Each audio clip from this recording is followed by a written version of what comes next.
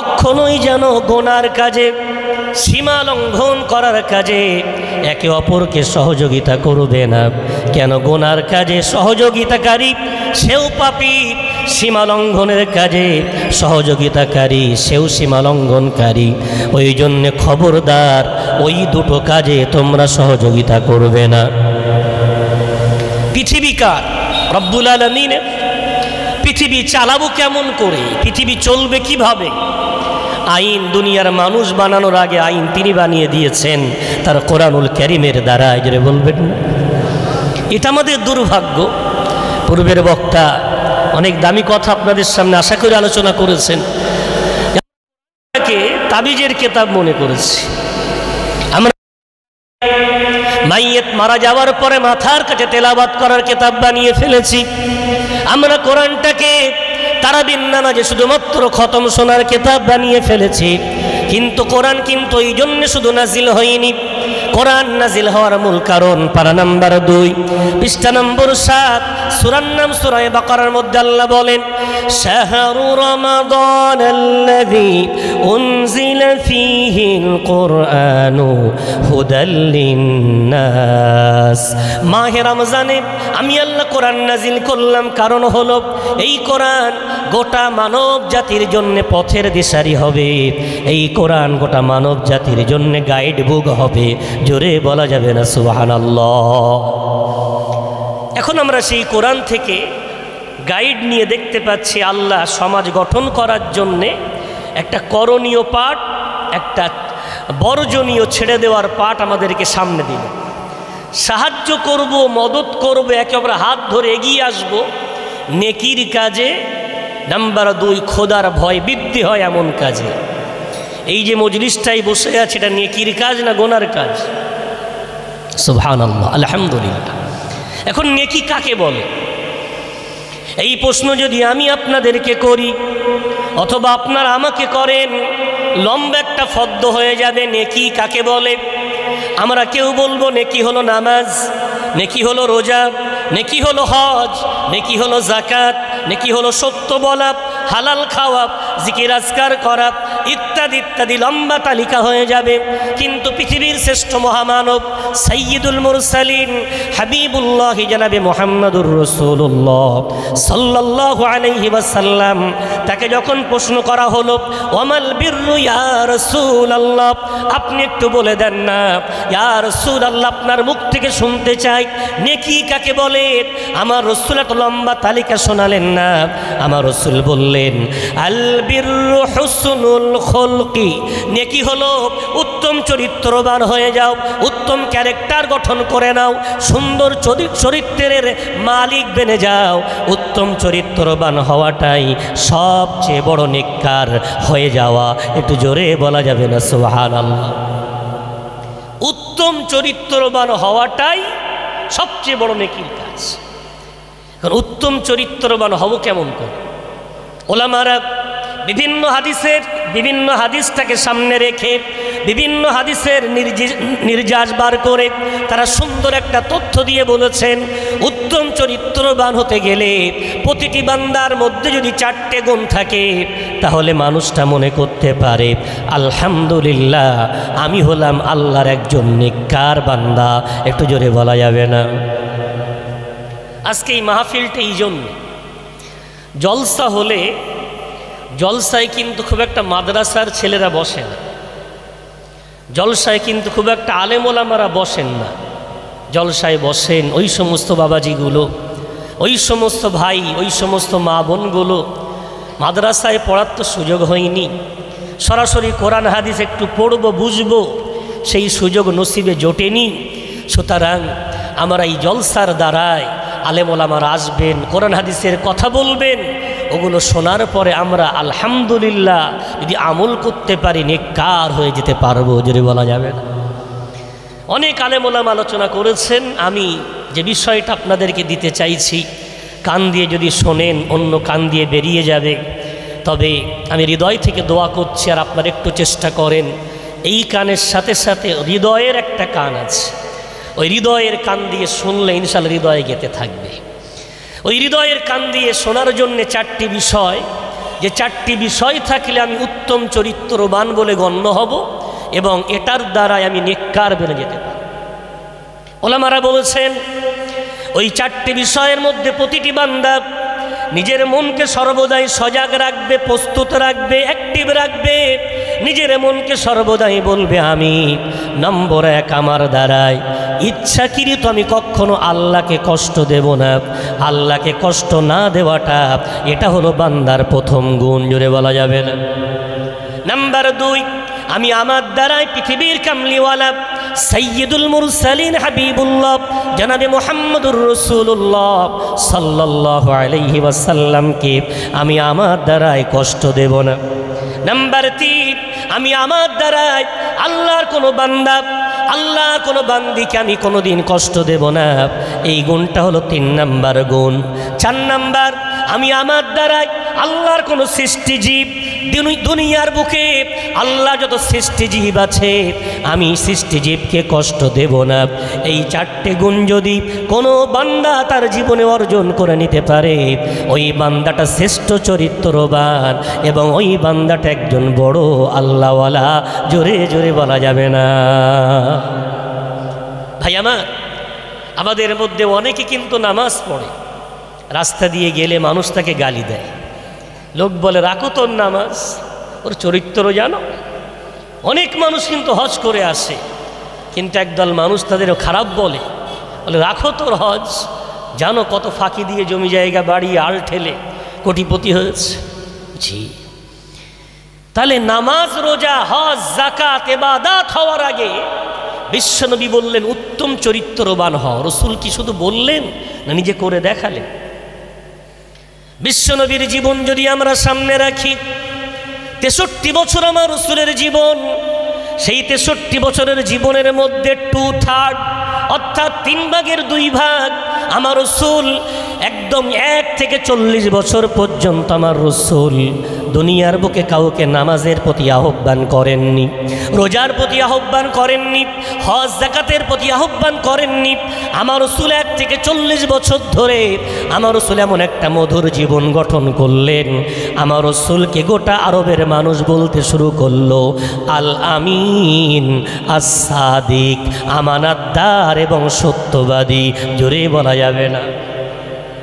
আমার আল্লাহর এত ভালো লাগলো, আমার নবীর নাম নিয়ে যখন কসম খেতে চাইলেন, আমার আল্লাহ তার হাবিবের নামাজ নিয়ে কসম খেলেন না, আমার আল্লাহ তার হাবিবের রোজা নিয়ে কসম খেলেন না। আমার আল্লাহ যখন কসম খেতে চাইলেন, পারা নাম্বার 29 পৃষ্ঠা নাম্বার 3 সূরার নাম সূরাতুল কলামের মধ্যে আল্লাহ বলেন ওয়া ইন্নাকা লাআলা খুলুকিন আযীম। ও নবী মুহাম্মদ, আমি আল্লাহ কসম খেয়ে বলছি তোমার চরিত্র সমুন্নত, তোমার মতো উত্তম চরিত্রবান ধরার বুকে আর কেউ হবে না, একটু জোরে বলা যাবে না। তাহলে উত্তম চরিত্রবান তিনি নিজে ছিলেন, তাই উম্মতকে বললেন উত্তম চরিত্রবান হও। আর উত্তম চরিত্রবান হতে গেলে এই 4টে গুণ এনে নাও, উত্তম চরিত্রবান হয়ে যাও। আমি এই 4টে গুণের 4 নম্বর থেকে শুরু করছি। 4 নম্বর কি বলেছি? আল্লাহর কোনো সৃষ্টিজীব, হতে পারে গরু, হতে পারে ছাগল, হতে পারে পশু পাখি, কীট পতঙ্গ, কাউকে যেন আমি আমার দ্বারায় কষ্ট না দেই। কেন? হাদিসে কুদসি বিশ্বনবী হাবিবুল্লাহ জনাবে মুহাম্মদুর রাসূলুল্লাহ সাল্লাল্লাহু আলাইহি ওয়াসাল্লাম আল্লাহ পাক রব্বুল আলামিনের কথাটা নকল করে বলে দিলেন। আমার আল্লাহ বলেছেন আল খালকু আয়ালুল্লাহ, গোটা পৃথিবীর যত মখলুক আছে, সৃষ্টিজীব আছে, গোটা সৃষ্টিজীব হলো আমি আল্লাহ, আমার পরিবার। একটু জোরে জোরে বলা যাবে না। আপনি ধরে নেন পরদাদা হয়ে গেছে, আপনার ছেলে, তার ছেলে, তার ছেলে ধরার বুকে এসেছে, তাহলে খানদান অনেক বড়। এখন আপনার যদি পরপোতাকে সমাজের কোনো মানুষ একটু মারে, ছোট বড় কথা বলে, তো আপনার কষ্ট হবে না? কেন? আপনার পরিবার, আপনার পরিবারের সদস্য কেউ কিছু বললে আপনার যদি কষ্ট হয়, পৃথিবীর গোটা সৃষ্টিজীব আল্লাহর পরিবার, তাকে কষ্ট দিলে আল্লাহর কষ্ট হয়।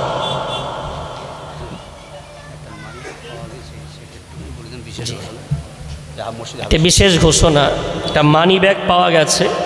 যার মানি ব্যাগ হারিয়েছে তথ্য দিয়ে মসজিদে ইমাম সাহেবের কাছে খোঁজ করলে আপনি পেয়ে যাবেন ইনশাআল্লাহ। ভাই আমার, বিশ্বনবী হাবিবুল্লাহ জনাবে মুহাম্মদুর রাসূলুল্লাহ সাল্লাল্লাহু আলাইহি ওয়াসাল্লাম সহিহুল বুখারী শরীফের হাদিসে বলেছেন, তিনি সালাতুল ইস্তিসকা, বিশ্বনবী একদিন নামাজ আদায় করছেন সাহাবাদেরকে নিয়ে। সালাতুল ইস্তিসকা বলা হয় ওই নামাজ, এলাকায় যখন খরা দেখা দেয়, পানি না হয়, আল্লাহর কাছে 2 রাকাত নামাজ আদায় করে এলাকার জ্ঞানী মানুষ, গুণী মানুষ, নামাজি দিনদার মানুষ, আলেম ওলামা, ইমাম সাহেব সহ সবাই মিলে যখন আল্লাহর কাছে রোনাজারি করে, আমার আল্লাহ পাক রব্বুল আলামিন ওই নামাজের কারণে এলাকায় পানি বর্ষণ করে দেন। আমার নবী সালাতুল ইস্তিসকা আদায় করার জন্য নামাজে দাঁড়িয়ে আছেন। হঠাৎ করে আমার রাসূল নামাজ পড়তে পড়তে পিছন দিকে সরে আসতে লাগলেন। নামাজ সমাপ্ত হওয়ার পরে সাহাবারা বললেন, ইয়া রাসূলুল্লাহ, নামাজের মধ্যে কেন আপনি পিছন দিকে সরে আসছিলেন? আমার রাসূল বললেন, আমি দেখলাম নামাজ পড়তে পড়তে জাহান্নামের ওই আগুন আমার সামনে দাউ দাউ করে জ্বলে উঠল। আমার অন্তরে ভয় এসে গেল। আমি আল্লাহকে বললাম, ইয়া আল্লাহ, আমি এখন আমার উম্মতের মাঝে আছি, আযাব পাঠিয়ে আমার উম্মতকে তুমি ধ্বংস করে দিও না। আমি আগুন দেখে ভয় খেয়ে গেলাম।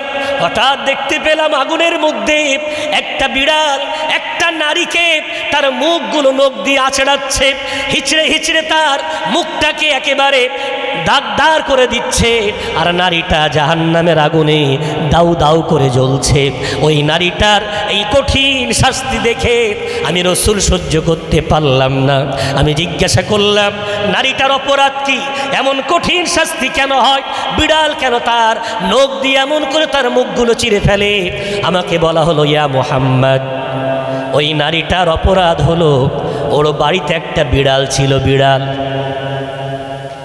দুনিয়ার পশু এবং মানুষ, মানুষ আর পশুর মধ্যে পার্থক্য কি? মানুষের আল্লাহ বিবেক দিয়েছেন, পশুকে আল্লাহ বিবেক দেয়নি। যার কারণে মানুষ আশরাফুল মখলুকাত। এখন ধরে নেন আপনার আঠুরিয়া বাজার থেকে 300 টাকা করে আপেলের দাম, আপনি 2 কেজি আপেল কিনেছেন, কোথাও যাবেন, বের বাড়ি বা আত্মীয়ের বাড়ি, বাড়িতে এসে দেখছেন আপনার ছোট্ট মেয়েটা পুকুরের দিকে দৌড়াচ্ছে। তো আপনি আপেলটা ধাপে রেখে মেয়েটাকে ধরতে গেছে, আর বাড়ির কোনো ছাগল বা গরুর গলার দড়ি খোলা ছিল। ও দৌড়ে গিয়ে আপেলগুলো, ও তার বিবেক বুদ্ধি নেই যে একটা খাই, ও মুখ দিয়েছে, তো সবগুলো একেবারে দাঁত বসিয়ে দিয়েছে। মেয়েটাকে ধরে এনে দেখছেন আপেলগুলো সব বরবাদ। খুব রেগে গেছেন, খুব মারলেন, ওকে ছিনিয়ে নিলেন আপনার প্যাকেটটাকে, নিয়ে প্যাকেটটা একটু দূরে রেখে আবার মেয়েটাকে ভালো করে গোসল দিয়ে আনার জন্যে গেছেন। এই এত মারার পরে যখন প্যাকেটটা রেখে গেছে, গরুটা বা ছাগলটার ওর কি বুদ্ধি আছে মারটা কেন খেলাম? কথা বলে। প্যাকেট যদি আবার রেখে যান, আবার কিন্তু মুখ দেবে। কেন? ওর বিবেক নেই। কিন্তু আপনার বাড়িতে একটা মানুষ আসুক, ওকে মারতে হবে না, শুধু মুখ দিয়ে বলেন, তুমি আমার বাড়ি কেন এলে? তোমার খাওয়া জোটে না? শুধু এতটুকু বলে দেন, ওর সেন্টিমেন্ট, ওর বিবেকে এমন আঘাত লাগবে, ওই দিন তো খাবেই না। আর যদি খুব মনে লেগে যায়, কোশ্চিনকালে আপনার বাড়ি আর আসবে। কেন? বিবেকে আঘাত লেগেছে। ভাই আমার, আমরা মানুষ। ওই নারীটাও একজন মানুষ হয়ে, আশরাফুল মখলুকাত হয়ে, ওর জানা ছিল না বিড়াল একটা আল্লাহর মখলুক, তবে ওর মধ্যে বিবেক বুদ্ধি নাই। ক্ষুধার কারণে হোক, দুষ্টুমি করে হোক, ওই নারীটার বাড়ির কোনো খাদ্যে মুখ দিয়েছে। নারীটা এত রাগা রেগে গেছে, নারীটা ওই বিড়ালটার গলায় একটা দড়ি বেঁধেছে। বাঁধার পরে পাশের একটা ঘরের মধ্যে বিড়ালটাকে বেঁধে রেখে ওকে কোনো দিন আর খেতে দেয়নি, ওকে কোনো দিন পান করতে দেয়নি। বিড়াল তার নিজের ভাষায় ম্যাও ম্যাও করে তার মনিবকে ডেকেছে। দুনিয়ার মনিব তার ডাকে সাড়া না দিয়ে ওইভাবেই বেঁধে রাখার কারণে বিড়ালটা গলায় দড়ি অবস্থায় মারা গেছে। দুনিয়ার কোনো মানুষ না জানলেও আমার আল্লাহর চোখ থেকে ওই দৃশ্য ফাঁকি হয়নি। রব্বুল আলামিন ওই দৃশ্য দেখার পর আমার আল্লাহ যেহেতু গোটা মখলুক তার পরিবার, আমার আল্লাহ ওই নারীটা মারা যাওয়ার পরে ওই বিড়ালটাকে জীবিত করে জাহান্নামের মধ্যে তাকে ক্ষমতা দিয়েছে, যা যা যে নারীটা তোকে দুনিয়ায় দগ্ধ করে মারল, জাহান্নামের আগুন দিয়ে আমি আল্লাহকে শাস্তি দেব, আর তুই তোর নখ দিয়ে ওর মুখগুলো চিরে দিবি, কিয়ামত পর্যন্ত নয় সারা জীবন ধরে ওর জাহান্নামেই শাস্তি হবে। মানুষ জেনে যাক, আমার সৃষ্টি জীবের সাথে কেউ যদি খারাপ আচরণ করে ও কোনোদিন নেককার হতে পারবে না। জোরে বলা যাবে না নাউযুবিল্লাহ। আল্লাহর একটা সৃষ্টি জীবকে কষ্ট দেওয়া, বুখারী শরীফের হাদিস অনুযায়ী তাকে জাহান্নামে যেতে হয়। আজ দুর্ভাগ্যক্রমে এমন একটি দেশে আমরা বসবাস করি, এমন একটি দেশের আমরা নাগরিক, সেখানে যদি কোনো রকম দুর্ঘটনা ঘটে, হোক না সেটা দিল্লির কোনো বোম ব্লাস্ট, হোক না সেটা পাহলগাঁওর হামলা, অথবা সেটা হোক না ভারতবর্ষের কোনো রাজ্যের কোনো আক্রমণ হলেই বলে দেওয়া হয় এটা মুসলমান করেছে, বলা হয় না, হয় না? জি, ভারতের ইন্টেলিজেন্স এত মজবুত, গর্ব করে বলা হয় যে আমাদের ভারতবর্ষে মশা প্রবেশ করতে পারে না, তারা এত সতর্ক থাকে।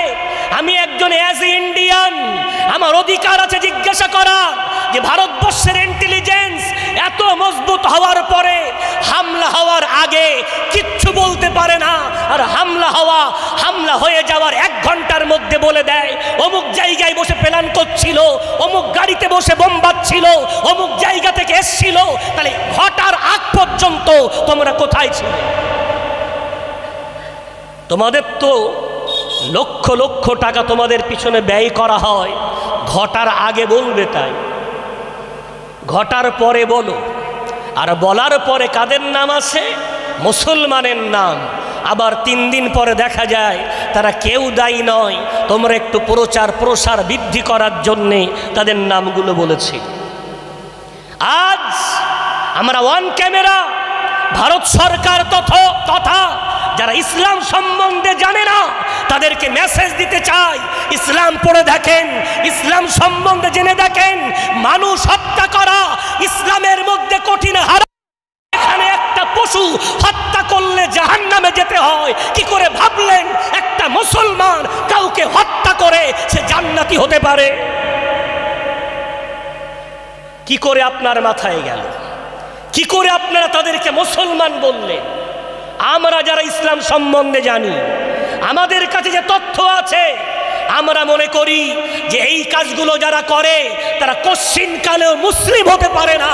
হতে পারে আপনাদের হাতে গড়া, আপনারা পুষে তাদের মুখে দাড়ি লাগিয়ে তাদের মাথায় টুপি দিয়ে এই কাজগুলো করিয়ে আপনারা মুসলমানদের বদনাম করেন। কেননা ইসলাম এর ন্যূনতম গুঞ্জাইশ ইসলামের মধ্যে রাখা হয়নি, ইসলাম অনুমতি দেয়নি। ইসলাম কার ধর্ম? রব্বুল আলামিন তারা মহাসমুদ্র আল কোরআন পারা নম্বর 3 পৃষ্ঠা নম্বর 11 সূরার নাম সূরাত আলে ইমরানের মধ্যে আল্লাহ বলেন, ইন্নাদ-দীনা ইনদাল্লাহিল ইসলাম। ওরে দুনিয়ার মানব, কান খুলে জেনে রেখে দাও, শুনে রেখে দাও, আমি আল্লাহ তোমাদেরকে জানিয়ে দিলাম দুনিয়ার মধ্যে ইসলাম ধর্মটাই হলো আমার মনোনীত পছন্দনীয় ধর্ম। জোরে বলা যাবে না? পারা নম্বর 6 পৃষ্ঠা নম্বর 6 সূরার নাম সূরাতুল মাইদা। রব্বুল আলামিন বিদায়ী হজের দিন আমার রাসূল শেষ ভাষণ দিচ্ছেন, এমন সময় নবীর উপর আয়াত নাজিল হলো, আল ইয়াউমা আকমালতু লাকুম দীনাকুম ওয়া আতমামতু আলাইকুম নি'মাতি ওয়া রাদিতু লাকুমুল ইসলাম দীনা। ও নবী মুহাম্মদ, আমি তোমার দ্বারাই দিন ইসলামকে পূর্ণ করে দিলাম, আমার নিয়ামতকে পূর্ণ করে দিলাম, এবং কিয়ামত পর্যন্ত আমি আল্লাহ ইসলামটাকে আমার পছন্দনীয় ধর্ম হিসাবে আমি আল্লাহ গ্যারান্টি করে দিলাম। একটু জোরে বলা যাবে? তাহলে যে ধর্ম রব্বুল আলামিনের মনোনীত, সেই ধর্মাবলম্বী সন্ত্রাসবাদী হবে, সেই ধর্মাবলম্বী সন্ত্রাসী হামলা করবে, সেই ধর্মাবলম্বী কোন মানুষের রক্ত নিয়ে হোলি খেলবে, এটা কোশ্চিন কালেও হতে পারে না। সে যদি অন ক্যামেরা বলে আমি মুসলমান, কোরআন বলবে, হাদিস বলবে, ইজমা কিয়াস হাজারো দলিল বলবে, মুসলমানের সামান্য একটা পশু হত্যা করলে তার ঠিকানা জাহান্নাম, মানুষ হত্যাকারী ও কোশ্চিন কালেও জান্নাতি হতে পারে না। বলবেন না?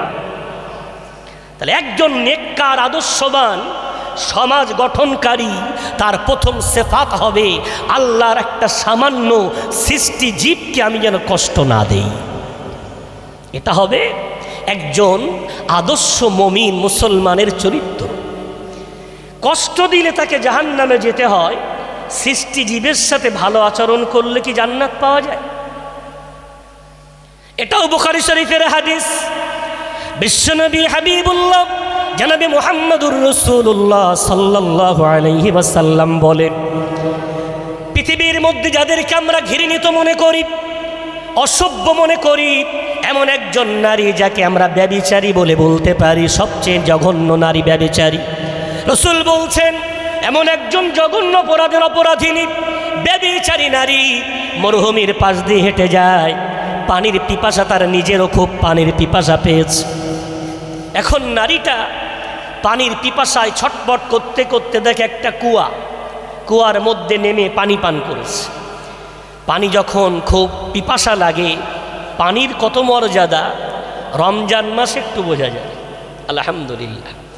ওই জন্যে অন্ধকার না থাকলে আলোর মর্যাদা নাই, ক্ষুধা না থাকলে খাদ্যের মজা নাই, পিপাসা না থাকলে পানির যে পানি কত বড় নিয়ামত ওটা বোঝা যায় না। তো এই নারীটা পানি পান করার পর উপরে উঠেছে, উঠে দেখছে একটা কুকুর জিভ বার করে মাটি চাটছে, পিপাসায় তার জিভটা বাইরে বেরিয়ে এসেছে। তখন নারীটা বলছে আমার যেমন কষ্ট হচ্ছিল এই কুকুরটার মনে হয় পানির জন্য এমন কষ্ট হচ্ছে। কি করলো? কুয়ার পাশে আবার গেল, পানি তোলার মতো কোনো পাত্রও নেই, তারপরেও নামলো, নেমে নিজের পায়ের চামড়ার মোজা খুলে চামড়ার মোজায় পানি ভরল, নিজের মুখ দিয়ে মোজাটা ধরে উপরে এলো। আসার পরে ওই নারীটা চামড়ার মোজা কাত করে ওই কুকুরটাকে নিজের হাত দিয়ে পানি পান করালো। বলবেন না? প্রাণীটার নাম কুকুর, পান করাচ্ছে যিনি সে হলো সমাজের একজন ব্যভিচারী নারী। আমার আল্লাহর কাছে তারাও কিন্তু মখলুক। কুকুরকে পান করাচ্ছে একটা ব্যভিচারী নারী।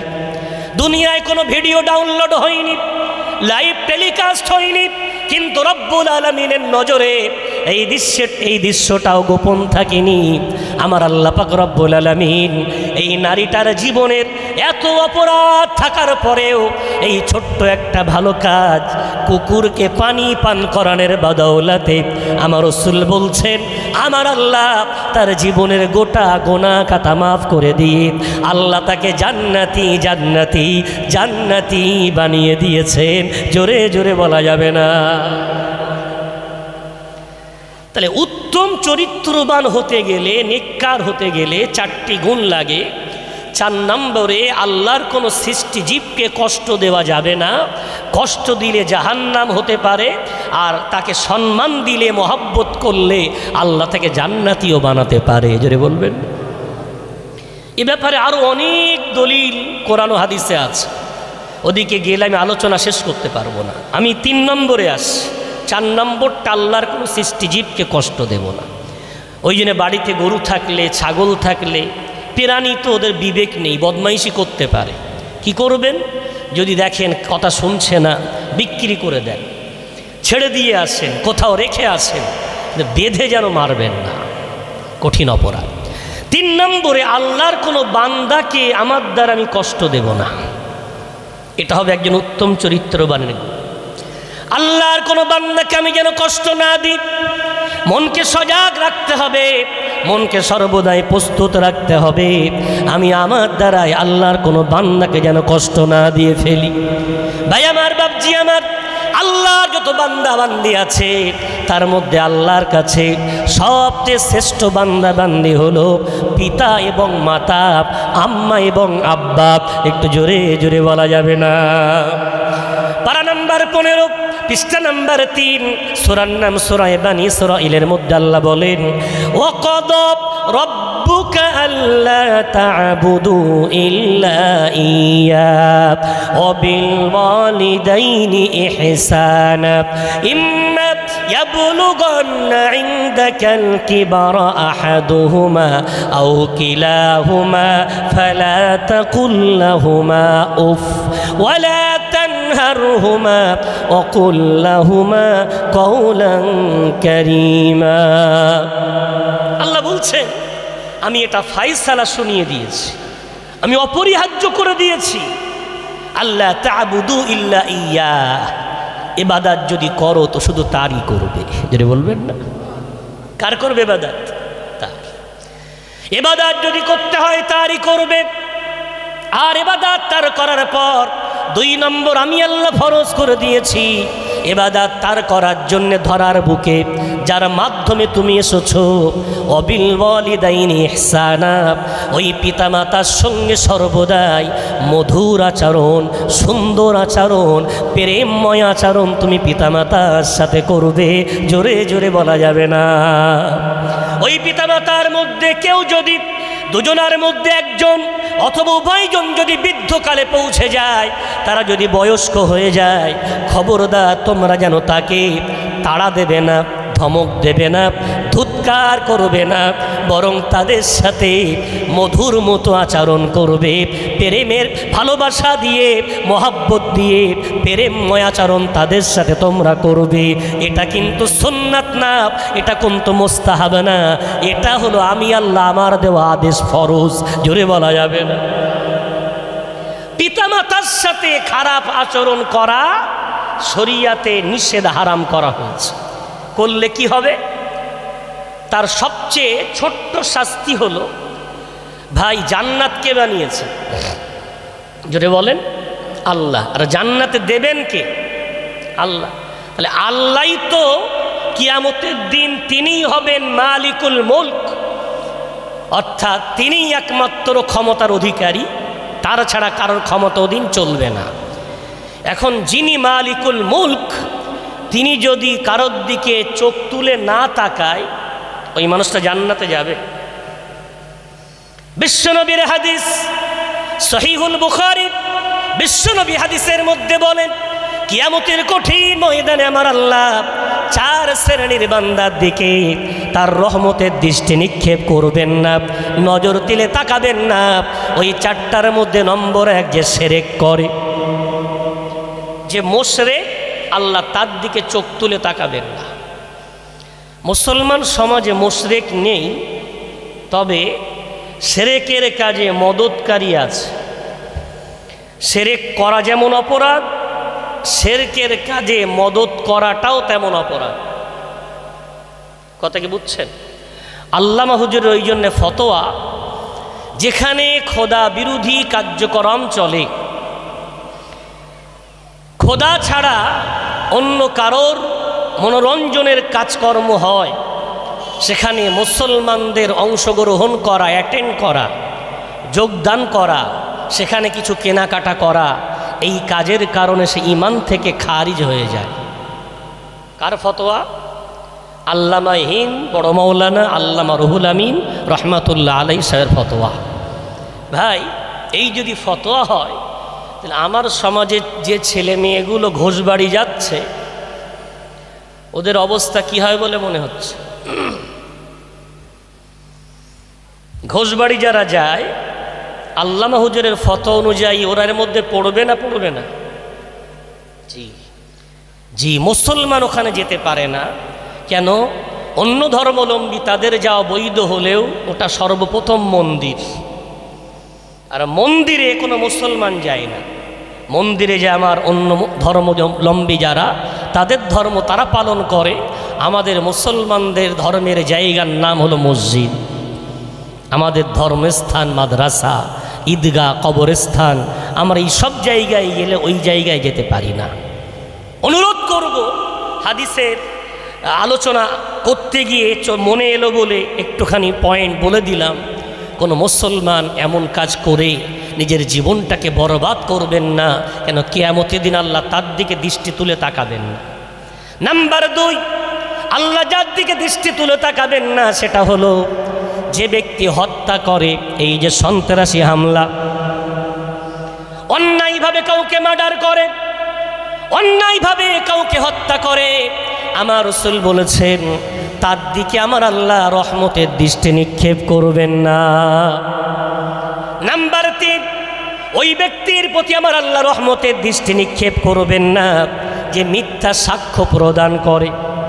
নম্বর 4, আমার আল্লাহ তার দিকে রহমতের দৃষ্টি দেবেন না যে পিতামাতার সাথে খারাপ আচরণ করে। অবাধ্য সন্তান পিতামাতার সঙ্গে খারাপ আচরণকারী এমন সন্তানের প্রতি আমার আল্লাহ রহমতের দৃষ্টি দেবেন না। সমাজে কত আল্লাহওয়ালা আছে, মা মারা যাওয়ার পরে কবরের ধারে দাঁড়িয়ে কাঁদছে। তো একজন আমাকে বলছে, হুজুর ওকে হাত ধরে টানেন দিন, ও নাটক করতে মানা করে। তো বলছি মা মারা গেছে, মনটা খারাপ, ওরম বলছেন কেন? বলছে আমরা তো জানি, আপনি তো জানাজা পড়তে এসেছেন, আপনি জানবেন কি করে? ওর মা এতদিন পড়েছিল, উনি চোখ তুলে তাকায়নি, লোক কুটুমের সামনে গাছে হাত দিয়ে কেঁদে দেখাচ্ছে মাকে বিরাট ভালোবাসে। নাটক করতে মানা করেন, অথচ মানুষটা নামাজি, মানুষ তোমরা আদায়কারী, মানুষটা দিনদার, অথচ পিতামাতার সাথে খারাপ আচরণ। রব্বুল আলামিন বললেন পিতামাতার সাথে যদি খারাপ আচরণ তুমি করো তোমার ঠিকানা হবে জাহান্নাম। পিতামাতার সাথে খারাপ আচরণ করলে এই দুনিয়াটাই হবে তোমার জন্য একটা গজবের জায়গা। এ ব্যাপারে হাদিসে অনেক ঘটনা আছে, তবে পাকিস্তানের একজন আলেমে দ্বীন উর্দু ভাষায় একটা সুন্দর তথ্য তিনি লিখেছেন এবং এটা বাস্তবে তিনি দেখেছেন, তাই তিনি শেয়ার করেছেন, সেটা আপনাদেরকে একটু শোনাচ্ছি। করাচির একজন আলেমে দ্বীন তিনি বলছেন, আমি করাচির বাজারে বাজার করতে গেছি, গিয়ে দেখছি এক ব্যক্তি বসে হাত পেতে ভিক্ষা চাইছে। তো আমাকে দেখে সালাম দিয়ে বলছে, হুজুর একটু এদিকে আসবেন। আমি তাকিয়ে দেখছি মানুষটার দেহটা ঘায়ে পোকা হয়ে গোটা দেহ পচে খসে ঝকঝর করছে, অর্থাৎ রক্ত, তাজা রক্ত গলে পড়ছে, পোকা বেড়াচ্ছে, গোটা দেহ পচে আছে। এমন দৃশ্য দেখে আমার ঘৃণায় মনটা ঘিন ঘিন করে উঠেছে। আমি তখন বাহানা করে বলছি, ভাই আমি একটু ব্যস্ত আছি, আসতে পারবো না। উনি আবার আমাকে সালাম দিলেন, ভাই একটু আসেন, আপনার কাছে পয়সা চাচ্ছেন, একটু আপনার কাছে একটু কথা আছে। যখন এমন করে বলেছে আমার যেন মনটা কেমন কেঁদে উঠেছে। অসহায় মানুষ এমন করে ডাকছে, চলে যাব, যাই। পাশে এলাম, ঘা দিয়ে দুর্গন্ধ বার হচ্ছে। ও আমার তখন বলছে, হুজুর আপনার যেমন ঘৃণা হচ্ছে, আমি হয়তো আপনার জায়গায় হলে আপনাকেও আমি হয়তো ঘৃণা করতাম। হুজুর ঘৃণা করেন, আপনার ঘৃণা করাটা বৈধ, তবে আমার জন্য একটু দোয়া করবেন। আমি আপনার কাছে দোয়া চাচ্ছি, পয়সা চাচ্ছি না। আপনি আলেমে দ্বীন, আপনাদের সাথে আল্লাহর ভালো একটা সুসম্পর্ক, আপনারা আল্লাহর কাছে হাত তুললে আল্লাহ আপনাদের ডাক শোনেন, একটু দোয়া করবেন আমার জন্য। উনি কিসের দোয়া? তো বলছে, হুজুর আমার মায়ের বদদোয়া যেন আল্লাহ ফিরিয়ে দিয়ে আল্লাহ আমাকে এই বিপদমুক্ত করেন। আমার শুনে চোখে পানি চলে এলো, আমার শুনতে ইচ্ছা হলো, কি ব্যাপার মায়ের বদদোয়া মানে? ভাই বুঝলাম না কি ব্যাপার, একটু আমাকে বলবে। তখন ওই ব্যক্তি আমাকে বলছে, হুজুর সময় আছে, একটু বসে যান, আপনাকে আমার ঘটনা একটু খুলে বলে দিচ্ছি। আমি পাশে বসলাম, বসার পরেই মানুষটা আমাকে বলতে লাগলো, হুজুর আমি কিন্তু আজকে এমন অবস্থায় আসার কারণে আমি নিজে দায়ী। আমি এক সময়ের একজন কোটিপতি, কি ছিল না, বিরাট বালাখানা, বিরাট ঘরবাড়ি, বিরাট ফ্ল্যাট, বিরাট জমি জায়গা, দোকানপাট সব আমার ছিল। কিন্তু হুজুর পয়সা বাড়লে অধিকাংশ মানুষ নমরুদ, ফেরাউন, সাদ্দাদের মতো হয়ে যায়। ওদের আখিরাতের পরোয়া থাকে না, আল্লাহর ভয় থাকে না। ওদের তখন দুনিয়াটা যাই, সব কিছু মনে হয় আমি যখন বিরাট সম্পদশালী হয়ে গেলাম, আমার আর আখিরাতের কোনো চিন্তা থাকলো না, আমার কোনো ভয় থাকলো না, আমি আল্লাহ ভুলে গেলাম। গোটা দিন আমার গোনায় কাটে, রাতটা আমার মদের আসরে কাটে, কোনো রাত এমন বাদ যায় না যে আমি মদ না খেয়ে থাকতে পারি। গভীর রাতে মদ খেয়ে বাড়ি আসি, পয়সা থাক যাই থাক, স্ত্রী কিন্তু একটা সৎ স্বামীকেই ভালোবাসে। তো মদ খাই বলে আমার স্ত্রী আমাকে মাতাল বলে আমাকে ভালোবাসে, আমার বাচ্চাগুলো আমাকে মহব্বত করেন, স্কুলে যায় লোক বলে তোর বাপ মাতাল, তোরা লজ্জায় আমার সাথে কথা বলতে চায় না। আমি অপ্রিয় আমার স্ত্রীর কাছে, আমার ছেলে মেয়ের কাছে। ওই রাতে বাড়ি আসলে কোনো দিন তারা ঘরের দরজা খোলে, কোনো দিন খোলে না, বারান্দায় আমি ঘুমাই। কিন্তু রাতে বাড়ি আসলে আমার জনম দুখানি মা, যত রাতেই বাড়ি আসি না কেন, ওই রাতে উঠে আমাকে ভাত খুলে আমার মা আমাকে প্রতিদিন খেতে দেয়। যদি বলবেন মা আমাকে খাওয়ায় আর বলে বাবা এমন করে ধ্বংস হয়ে যাস না, আল্লাহর ভয় কর, ইসলামের কথাগুলো মেনে রাখ, মনে রাখ বাবা এমন করে মাতাল হয়ে জীবনটা বরবাদ করিস না। আমাকে প্রতিদিন আমার মা বোঝায়, কিন্তু মায়ের কথা আমার একদম ভালো লাগে না। এভাবেই জীবন কাটছিল। একদিন আমার মা খেতে খেতে আমাকে বলল, তুই যদি আগামীকাল আমাকে আমার বাড়িতে মদ খেয়ে আসিস, আমি কিন্তু তোকে বিরাট মারব। মায়ের এই কথাটা আমার কাছে হাস্যকর মনে হয়। যার হাতের উপরে বড় বড় নেতা ঘোরে, যার হাতের পয়সা অন্য নেতাদের পকেটে ঢোকে, তাকে মা বলছে মারবে। আমার খুব হাস্যকর মনে হলো মায়ের কথাটা। আমি কোনো পরোয়া করলাম না। পরের দিন পার্টি ছিল, চুটিয়ে পার্টি করলাম। রাতের বেলা মদ আজকে বেশি পরিমাণ খেলাম, অন্যদিন গাড়ি ড্রাইভ করে আসি, আজকে একা আসতে পারলাম না, বন্ধুর এসে দেখে গেল। আমি যেই আমার বাড়িতে ঢুকলাম, অন্যদিন আমার মা জননী আমাকে মধুর সুরে বাবা বলে ডেকে আমাকে খেতে বসায়। কিন্তু আজকে আমার মা যেন আজকে আর তার অন্তরে কোনো মায়া নাই, মমতা নাই। সিংহের মতো বিরাট গর্জন করতে করতে আমার দিকে তীব্র বেগে দৌড়ে এলো। আমাকে সেই মা শুরু করলো, দুই হাত দিয়ে আমার মুখে বিদ্যা হাত, এত মারতে লাগলো আমার দুই মুখে, যতক্ষণ পারলো চড়াতে লেগে গেল। আমি সহ্য করতে পারলাম না। আমার মায়ের গলা ধাক্কা দিয়ে আমি এমন করে দূরে ঠেলে দিলাম, আমার মা বৃদ্ধা মা মুখ ছুপড়ে জমিনে পড়ে গেল। আমার মা পড়ে যাওয়ার পরে কি যে বলল আমার সব মনে নাই, তবে এতটুকু মনে আছে, আকাশের দিকে হাত তুলে বলল, আল্লাহ, যে সন্তানকে জন্ম দেওয়ার পরে তার হাত দিয়ে ওই মা গলা ধাক্কা পায়, আল্লাহ আমি বদদোয়া করছি, ওরা হাত দুটো পচিয়ে দিও, ওর দেহের মধ্যে এমন পচন রোগ দিও আল্লাহ, যেন পোকা ঘুরে ঘুরে বেড়ায়। আল্লাহ এই রোগ দিয়ে ওকে যেন মৃত্যু দিও, এর আগে যেন ওকে ধরার বুক থেকে তুলো না। ব্যাস, মা বদদোয়া করে দিয়েছিল। হুজুর, আমি মায়ের কাছে যে ক্ষমা চাইব, আমার সেই সুযোগটুকু আর হয়নি। দু একদিন বাদেই আমার আম্মা মনের ব্যথায় মারা গেলেন। খুব কাঁদলাম, কিন্তু ক্ষমা চাওয়ার আর সুযোগ হলো। মা মারা যাওয়ার পরে মায়ের কথাটা আমার কানে ভাসে, কিন্তু আমি কোনোদিন কল্পনা করতে পারিনি মায়ের বদদোয়া যে এত দ্রুত কবুল হবে। কেন, আমি তো মাদ্রাসায় পড়িনি, আমি হাদিস জানতাম না। আমার রাসূল হাদিসের মধ্যে বলেছেন, সালাসু দাওয়াতিন মুস্তাজাবাতিন লা শাক্কা ফিহিন, তিনটি দোয়া, তিনটে বদদোয়া ডাইরেক্ট আল্লাহ কবুল করে নেন, এর মাঝখানে কোনো পর্দা বলে কিছু নাই। নম্বর 1, দাওয়াতুল মাজলুম, অত্যাচারিত যারা, নিষ্পেষিত যারা, মজলুম যারা, ওরা দোয়া করুক, বদদোয়া করুক, আল্লাহ ডাইরেক্ট ওদের দোয়া শুনে নেন। নাম্বার 2, দাওয়াতুল মুসাফির, মুসাফির বান্দা বান্দি দোয়া করুক, বদদোয়া করুক, আল্লাহ সেটা ডাইরেক্ট শুনে নেন। নাম্বার 3, দাওয়াতুল ওয়ালিদ আলা ওয়ালাদিহি, পিতামাতা দোয়া করুক, বদদোয়া করুক, আমার আল্লাহ সেটা ডাইরেক্ট শুনে নেন। একটু জোরে বলা যাবে? হুজুর, আমি তো জানতাম না যে মায়ের বদদোয়া তো দ্রুত কবুল হবে। মা মারা যাওয়ার 1 সপ্তাহের মধ্যেই আমার হাতে একটা ফোড়া হলো। জীবনে ফোড়া তো অনেক হয়, কিন্তু এ ফোড়া তো সাধারণ ফোড়া নয়। দুনিয়া আমরা মশা দেখেছি, যে মশা নমরুদকে মেরেছিল কি সাধারণ মশা? পাখি অনেক বেড়াতে দেখি, আসহাবুল ফিল হস্তি বাহিনীর উপরে আবাবিল নামে একদল পাখি পাথর নিক্ষেপ করেছিল। ও কি সাধারণ পাখি? হাতে ফোড়া হয়েছে। হুজুর আমি মনে করেছিলাম সাধারণ ফোড়া, কিন্তু এ তো সাধারণ নয়। একটা ফোড়া আমার জীবন অস্থির করে তুলল।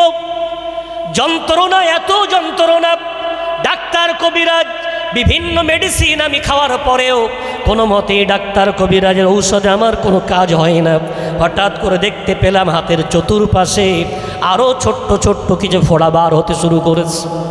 করাচির বড় বড় মেডিকেলের ডাক্তার আমাকে নিয়ে, বিরাট টাকার মালিক, তারা মিটিং বসিয়েছে চিকিৎসার জন্যে। পরীক্ষা নিরীক্ষা করেছে, আমার দেহের পরীক্ষায় নিরীক্ষায় কোনো ত্রুটি ধরা পড়ল না। তারা বলছে বুঝতেই পাচ্ছি না কেন তোমার ফোড়া, এত চিকিৎসা করে কোনো কাজ হয় না। আস্তে আস্তে গোটা দেহেতে ফোড়া বার হতে শুরু করে। ওরা ভয় খেয়ে বলল ভাই একটা কাজ করেন, কোনো বিদেশে একটু চিকিৎসা করে আসেন। এক ফোড়ার জন্য আমি বিদেশে যাচ্ছি। পরিবারকে ডেকে হাতে হাত দিয়ে তাদের কাছ থেকে ক্ষমা চেয়ে নিলাম, স্ত্রী সন্তান আরও যারা চাচা ভাই ইত্যাদি আছে। বললাম দেখো বেঁচে থাকলে সম্পদ আবার হবে, আমি যাচ্ছি, আমার জন্য তোমরা দোয়াও করো, পয়সা পাঠিও, যদি এর জন্যে ঘর বাড়ি জমি জায়গা বিক্রি করতে হয় তাও করে দিই। হলো তাই। বিদেশে যাওয়ার পরে চিকিৎসা 1.5 থেকে 2 বছর হলো। ইতিমধ্যে আমার স্ত্রীর ডিভোর্স দিয়ে বাপের বাড়ি চলে গেল। আমার জমি জায়গা ঘর বাড়ি সব বিক্রি হয়ে গেল। হঠাৎ একদিন বেডে শুয়ে আছি, আমার গোটা গায়ে দেহেতে ঘা দরদর করছে। ডাক্তারগুলো এসে বলছে তোমার বাড়ি থেকে টাকা পাঠানো বন্ধ হয়ে গেছে, রিটার্ন টিকিট কেটে দিচ্ছি, চলে যাও। করাচিতে নামলাম। অন্যদিন নামলে আমার কত বন্ধু বান্ধব আমাকে রিসিভ করতে আসতো, আজকে পায়ে হেঁটে চেনা গ্রামের দিকে যাচ্ছি যেন অচেনা। বন্ধু বান্ধবগুলো মোড়ের মাথায় বসে আছে। 1 বছর আগে এক ডাক দিলে যারা দৌড়ে আসতো, আজকে আমাকে দেখে যেন ঘৃণায় মুখ ফিরিয়ে নিচ্ছে। কেউ আমার দিকে তাকাতে চায় না।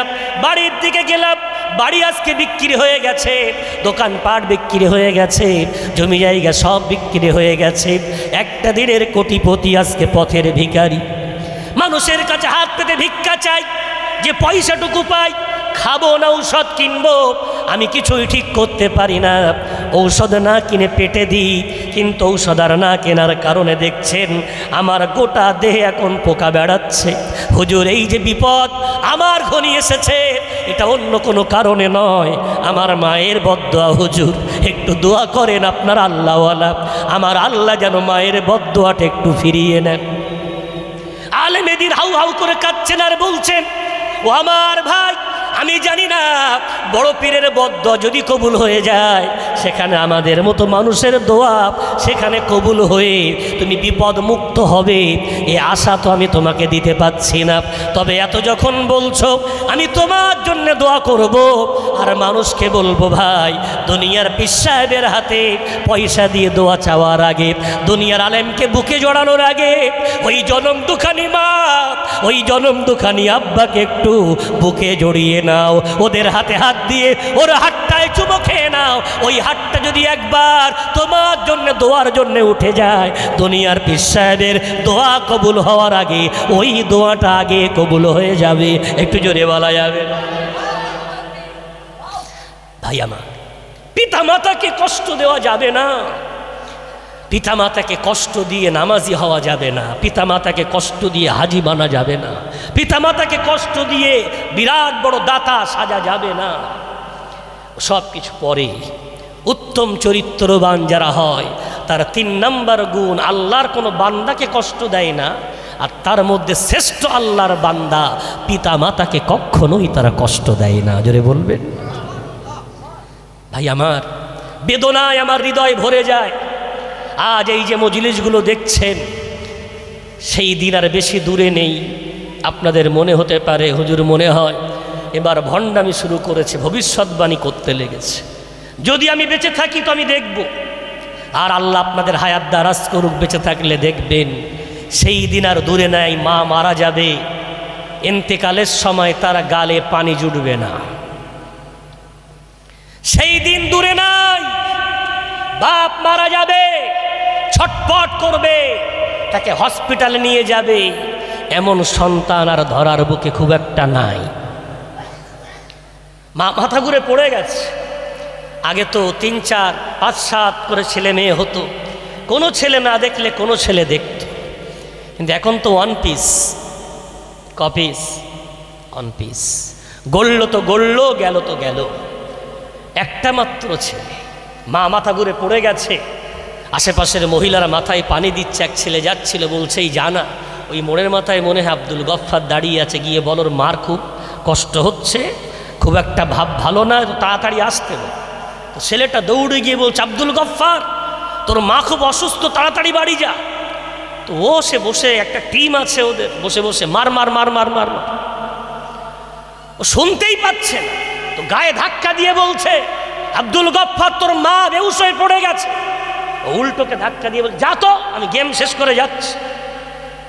জি, ও গেম শেষ করে আসবে। মা যদি মরে যায়, মায়ের মুখে পানি দেবে না।